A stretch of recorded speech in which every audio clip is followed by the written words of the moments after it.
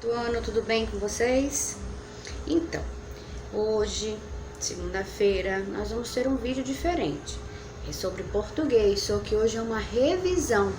A tia vai fazer essa revisão com vocês hoje, porque vocês vão responder a uma sondagem. O que é uma sondagem? São algumas perguntinhas sobre todo o assunto que vocês já estudaram, né? Tudo que a gente já estudou, tá bom? A gente não vai perguntar nada diferente. Tudo que a gente já estudou. Então, agora nós vamos fazer uma revisãozinha para refrescar a memória, tá? Para que vocês possam tirar as dúvidas, tá bom? Então, vamos lá. Nós começamos o nosso livro por um texto, é um gênero textual chamado fábula. Vocês lembram o que é fábula? Fábula é um pequeno texto, uma narrativa, onde os personagens são animais. E esses animais falam, e tem sentimentos parecidos com os seres humanos, né? Eles conversam, existe diálogo entre eles, existe a fala do narrador, aquele que conta a história, e também existe a fala dos personagens que são animais, certo? Uma fábula, ela sempre vai tratar, pode ser de uma inveja, de amizade, de companheirismo, né, de egoísmo, de alguns sentimentos bons e de outros ruins, de atitudes boas e de atitudes ruins. E a fábula, ela sempre traz uma moral, que a moral sempre traz um ensinamento. No final da fábula, vocês vão encontrar um ensinamento, uma mensagem. Então, todo o ocorrido na fábula é para trazer um ensinamento, só que utilizando como personagens os animais, que sentem, que falam, que conversam, certo? Na fábula nós vamos encontrar alguns sinais de pontuação, por exemplo, o travessão. Lembram? O travessão, ele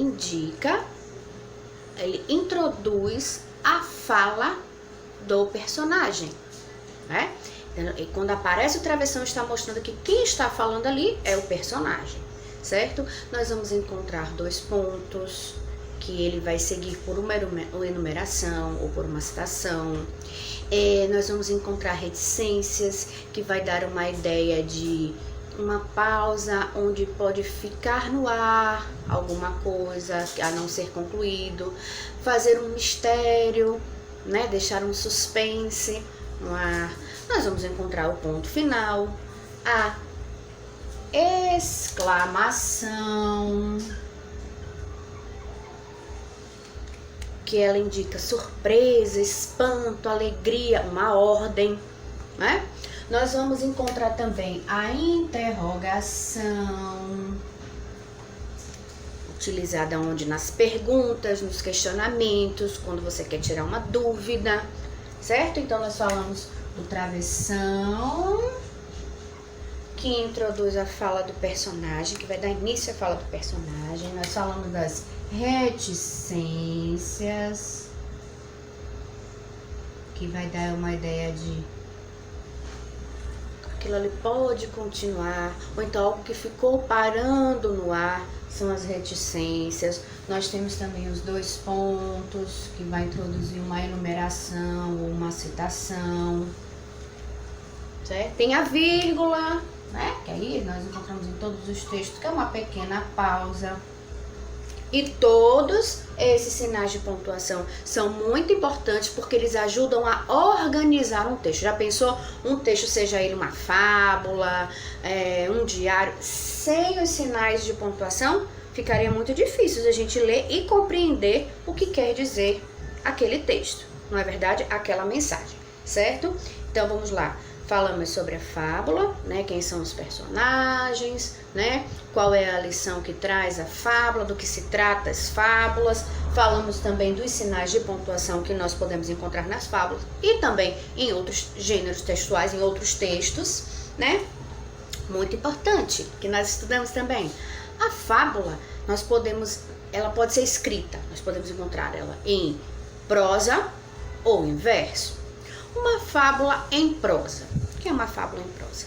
Ela é escrita numa formatação textual, onde ela está organizada em parágrafos, né? Então, nós temos lá os parágrafos, que aí tem aquele espacinho que introduz a primeira fala, né, para o primeiro parágrafo. Nós temos linhas, frases, né, utilizando também os sinais de pontuação. Podemos encontrar diálogo, não é? No texto em prosa, certo? Nós vamos encontrar os sinais de pontuação bastante, ó, o travessão, exclamação, interrogação, reticências, certo? Então a gente vai encontrar uma conversa, um diálogo.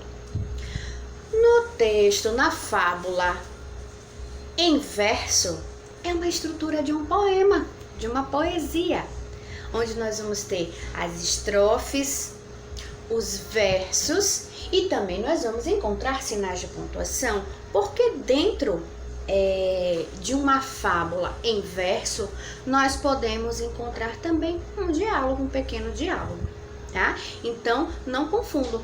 Eu encontrei um diálogo, então essa fábula, ela está em prosa. Não, ela pode estar em verso. Uma característica importante, além da gente encontrar todos aqueles bloquinhos, né, que nós chamamos as estrofes, né, de uma poesia, nós vamos encontrar também rimas. Geralmente em poesias, em poemas, nós encontramos palavras que rimam, certo? Então essa também é uma das características da fábula, certo? E aí, lembraram? Se tiverem alguma dúvida, dá uma olhadinha lá no livro, geralmente no finalzinho, né, de todo o capítulozinho tem lá o que nós já estudamos, né? Uma organização do estudo. Vai lá e dá mais uma olhadinha também para confirmar o que a tia tá falando, que a gente já estudou tudo isso. Outro gênero textual que nós estudamos foi o diário pessoal, né? Então, lá na fábula, a intenção é trazer uma lição, trazer um ensinamento. No diário pessoal, já vem dizendo, ó, pessoal, é algo nosso, são registros nossos, certo? Então, qual é a intenção do diário pessoal? É registrar fatos e acontecimentos significativos, importantes para a nossa vida, né? O que você quer guardar para a memória, para rever no futuro, certo? Ele expressa um sentimentos, um desabafo, né? Confidências. Qual é a linguagem como ela é construída? O diário pessoal. Ele representa o diálogo, que é uma relação que existe entre o narrador, que somos nós, e o diário, como se fosse o nosso confidente, certo? A linguagem, ela é espontânea, é uma linguagem usada no nosso dia a dia. É como se a gente estivesse conversando com um coleguinha nosso, certo? Então a gente pode utilizar gírias, né? Linguagem popular, e ela é uma linguagem chamada de informal. É uma linguagem usada no dia a dia, né? Deixa eu ver o que mais. Sim! No diário nós sempre escrevemos na primeira pessoa, eu, certo? Porque sou eu que estou escrevendo, falando sobre mim. Então, ele sempre escrito na primeira pessoa, eu. No caso, vocês, se vocês estiverem escrevendo o diário. Outra coisa muito importante, no diário nós vamos sempre encontrar a data. Por quê? Eu não disse agora há pouco que são lembranças que nós queremos recordar. E quando for lá no futuro, que a gente abrir o nosso diário e folhear as páginas, que tiver lá, 11 de maio. O que foi que aconteceu em 11 de maio de 2020? Eu fiz uma sondagem na plataforma do Plural. Sabe por quê? Porque eu estava em casa, né? Eu não podia ir à escola, porque naquela época aconteceu que se espalhou pelo mundo uma grande pandemia e a gente não podia... Aí, já pensou se vocês relatarem isso no diário? Aí daqui a uns 10 anos, 20 anos, vocês vão lá recordar? Mas tem que ter a data para saber quando foi exatamente que aconteceu aquilo. Então, a data é muito importante no diário pessoal. Não pode faltar. No diário pessoal, tia só pode apresentar escrita? Não. Nós temos também imagens. Pode ser colado uma foto, um lacinho que você ganhou naquele dia, a embalagem do lacinho que você ganhou naquele dia que você colou a embalagem lá para poder lembrar, né? O menino que ganhou uma bala da mãe e ele gostou muito daquela bala, ele ficou muito feliz naquele dia, ele colou lá o papelzinho da bala. Então pode ter fotografias, né? Pode ter outras colagens, pode ter desenhos, tá bom? Então vamos lá. E quem geralmente é o leitor? O leitor é a própria pessoa, porque é diário pessoal, é uma recordação para você, para mim, para quem escreve. Agora, pode ter um outro leitor? Sim, a partir do momento que você autorize alguém de muita confiança a ter acesso ao seu diário pessoal, certo? Pronto, então essas foram as características do diário pessoal. Agora vamos falar um pouquinho sobre os tipos de linguagem que nós estudamos, a formal e a informal. Vejam, no diário pessoal, nós encontramos a linguagem informal. É uma linguagem espontânea, é uma linguagem que nós encontramos no nosso dia a dia, sem muita preocupação. Nós podemos utilizar expressões populares, gírias, né? O que são as gírias? As gírias, elas são palavras ou expressões mais populares, né? Ou informais, geralmente empregadas por determinados grupos sociais. Então, como eu disse, né? Cada grupo social, por exemplo, os surfistas, os jogadores de futebol, os skatistas, os estudantes, os médicos, cada grupo tem as suas gírias, tem as suas linguagens que fica ali naquele grupo, certo? Então, essas são as gírias, certo? Utilizadas nos grupos. Deixa eu ver se eu tenho. Aqui, ó, no livro. Deixa eu pegar uma aqui só para citar para vocês. Ó, tem aqui, ó, surfistas. Lá na página 70 do livro tem uma listazinha com algumas gírias, ó. Arrebentar, se dar bem em determinada situação. Cabreirão, medroso, covarde. Você é todo cabreirão, então você é covarde, né? Caldo é um tombo que o surfista leva da prancha, né? Ele tá lá pegando a onda, ele caiu, desequilibrou, tomou um caldo, né? Maroleiro é aquele surfista que não gosta, tem medo de onda grande, ele só gosta das ondas pequenininhas, ele é o maroleiro. Prego é surfista que não pega a onda muito bem, é o iniciantezinho, aquele que não se dedica muito a surfar, ele é chamado de prego, né? Aí tem jogadores de futebol, a bicicleta, aquele chute aéreo, quer dizer, são termos, tá vendo, utilizados no futebol, que são determinados como gírias, né? Bicuda, frango, o que é o frango? Eu acho que todo mundo sabe. Aquele goleiro é um frangueiro, e porque não consegue pegar a bola, deixa a bola passar, deixa o time adversário fazer o gol, né? Lanterninha é o time que tá o quê? Na última posição no campeonato, não é isso? Aí tem os jovens, né? Babado, caraca, irado, pagar mico, tá causando, conversa aleatória. Agora é assim, né? Ih, que menina aleatória, que conversa aleatória. Isso são gírias, tá vendo? Utilizados por vocês, não é? Ih, tem um babado pra te contar. Menina, o que é um babado? É um fuxico, uma fofoquinha, né? Caraca! É uma expressão de admiração. Tá vendo? Tudo isso são gírias, tá bom? Pra quem tava com dúvidas sobre gírias, essas são as gírias, certo? E nós utilizamos lá no diário pessoal, né? Porque é uma linguagem informal, sem muita preocupação com o entendimento, certo? Já a linguagem formal é uma linguagem que ela possui mais regras, são a linguagem utilizada nos dicionários, nos jornais, nas revistas, né? A depender também do tema, né? Da revista, né? Utilizada nos artigos científicos, porque a função dela é trazer uma informação, é explicar, esclarecer. Então, ela não pode ter expressões populares, gírias, a não ser que você esteja explicando o que é uma expressão popular, e você pode citar um exemplo, mas ela vai ter uma linguagem formal, uma linguagem que vai levar a uma explicação, certo? Um esclarecimento, tá bom? Vejam que a gente utiliza o dicionário quando queremos saber o significado de alguma palavra, de alguma expressão, então procuramos lá o significado daquela palavra. Então, a linguagem utilizada no dicionário É uma linguagem formal, ok?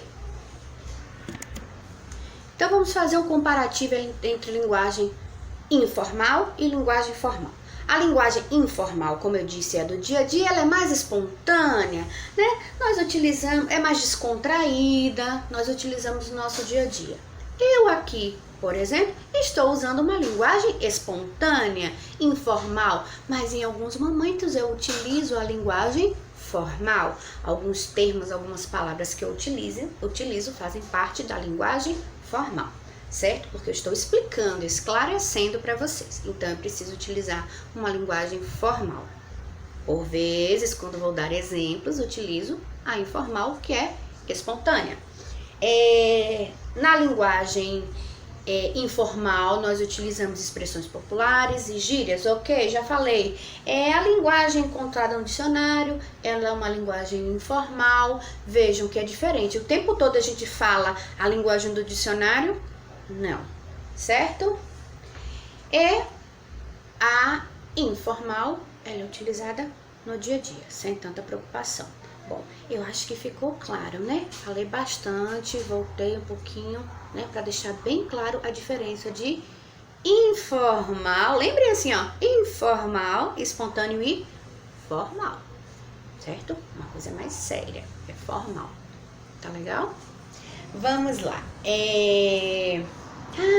Deixa eu ver aqui, o que nós falamos também? Sobre a letra maiúscula, não é verdade? A letra maiúscula nós utilizamos sempre no início de substantivos próprios. Os substantivos próprios são aqueles que dão nome a pessoas, a animais, a marcas, a nome de lojas, nome de livros. Exemplo, eu falei aqui nome de loja, não foi? Eu posso ter assim, o nome de uma loja. Lojas Americanas. Loja, a palavra loja é um substantivo comum, porque nós temos várias lojas, né? Loja de sapato, né? Loja de brinquedo, loja de roupas, né? Mas tem uma loja que se chama Lojas Americanas, então é um substantivo próprio, porque é o nome daquela loja. Então, Lojas Americanas, nós vamos escrever sempre com letra maiúscula. Tia, mas você não disse que loja é com L minúsculo?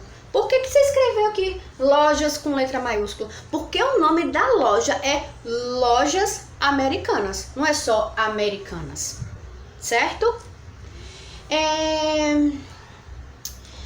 Teve até uma questão que eu reescrevi, né? Tinha lá no texto que vocês teriam que fazer todo aquele trecho utilizando as letras maiúsculas onde fosse necessário.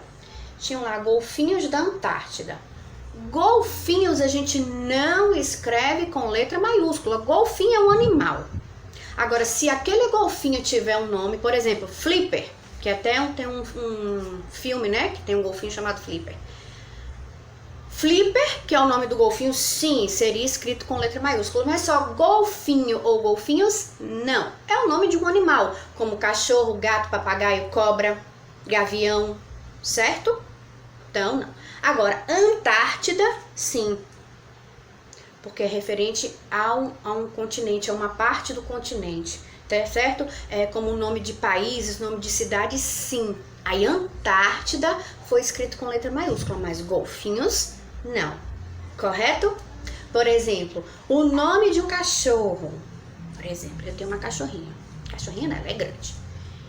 Cachorro, cadela. Não vou escrever com letra maiúscula. Ela é um substantivo comum.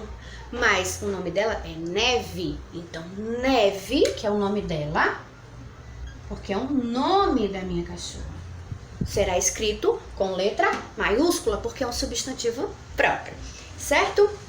Então, quando é que nós utilizamos a letra maiúscula?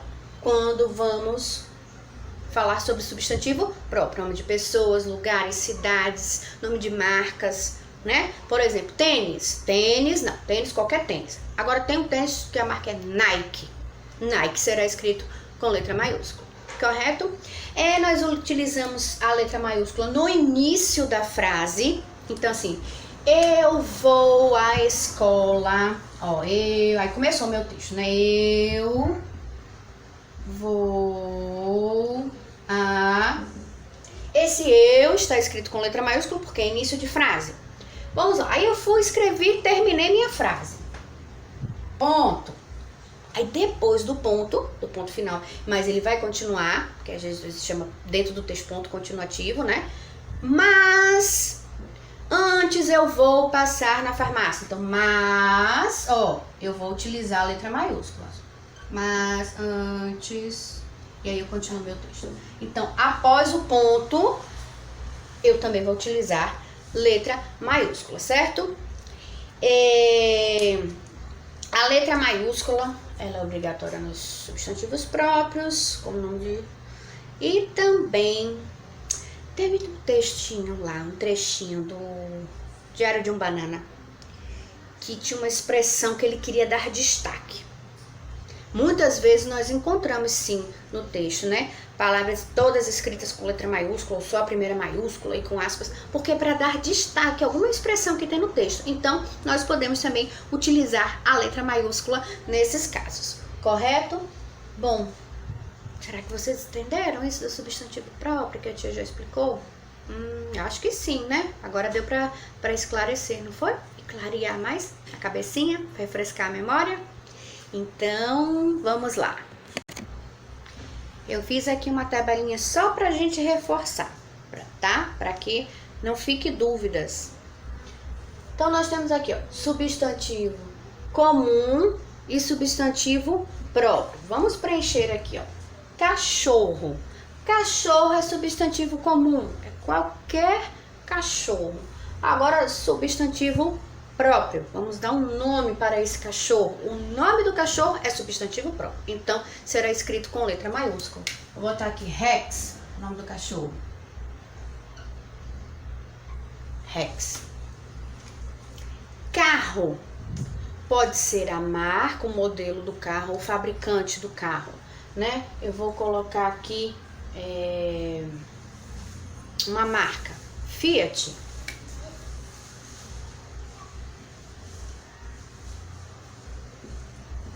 Pronto, escrevi com letra maiúscula. Uma loja. Que loja a gente pode colocar aqui? A gente colocou lojas americanas. Nós temos qual? Casas Bahia, né? Magazine Luiza, né? Vamos escrever aqui Casas Bahia. Achei casa é um substantivo comum, só que é o nome da loja. O nome da loja é assim, Casas Bahia. Então esse Casas aqui nós escreveremos com letra maiúscula. Casas Bahia. Nós temos aqui menino.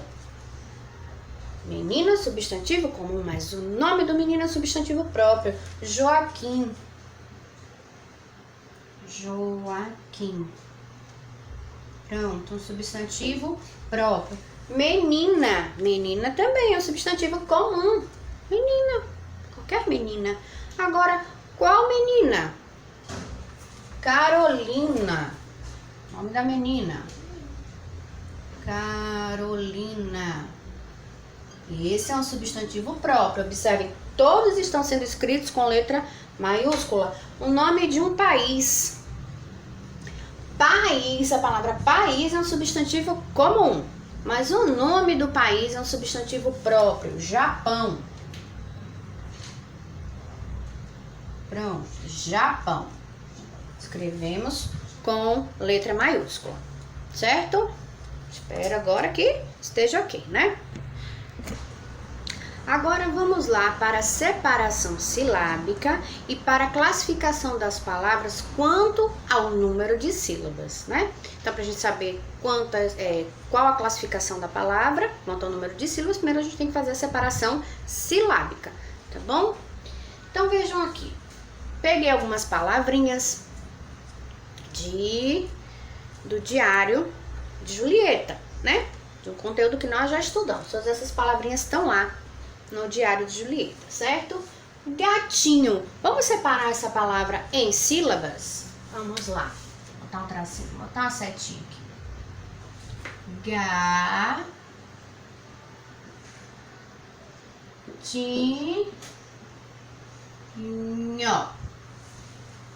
Quantas sílabas nós encontramos na palavra gatinho? 1, 2, 3. Quando uma palavra possui 3 sílabas, nós classificamos essa palavra de trissílaba, pois ela apresenta 3 sílabas, certo? Vou escrever aqui embaixo, trissílaba.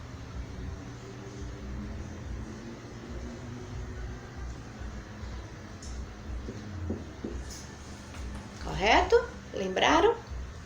Agora tem essa palavra aqui, ó. Tamanhinho. Referente ao gatinho, né? De Julieta. Então, vamos separar.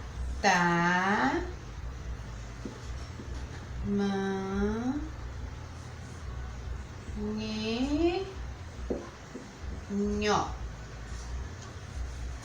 Nós temos quantas sílabas nessa palavra? 1, 2, 3, 4. Tamanhinho. 4 sílabas.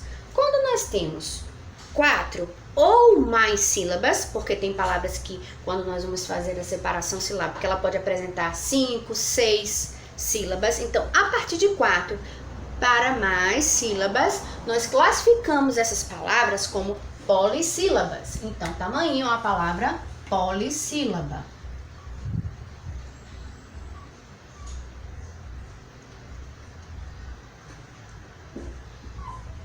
Esqueçam dos acentos, hein? Eu sempre falava isso na sala, né? Olha aqui o gato, ó. Escrevi com letra maiúscula porque é o nome do gato, é um substantivo próprio, né? Vamos separar então Romeu. Romeu.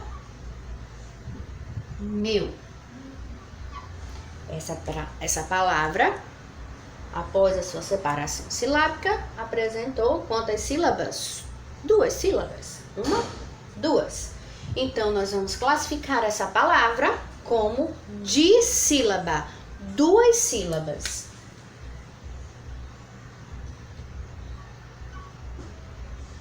Dissílaba. Romeu, a palavra dissílaba. Certo? 2 sílabas. E agora, meu. A palavra meu.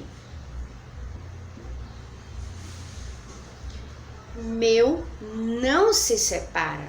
Então, nós vamos repetir, porque ela apresenta apenas uma sílaba. Então, toda vez que tiver uma atividadezinha, uma questão de alguma provinha, de alguma avaliação, de alguma sondagem, né, algum testinho, que seja, e que apresenta uma palavra monossílaba, vocês repetem a palavra, porque ela só tem uma sílaba. Então, essa é a única sílaba que ela tem. Então, precisa ser repetido. Bom? Uma sílaba, mono. Mono significa uma sílaba. Então, vamos escrever aqui a classificação dela. Monossílaba.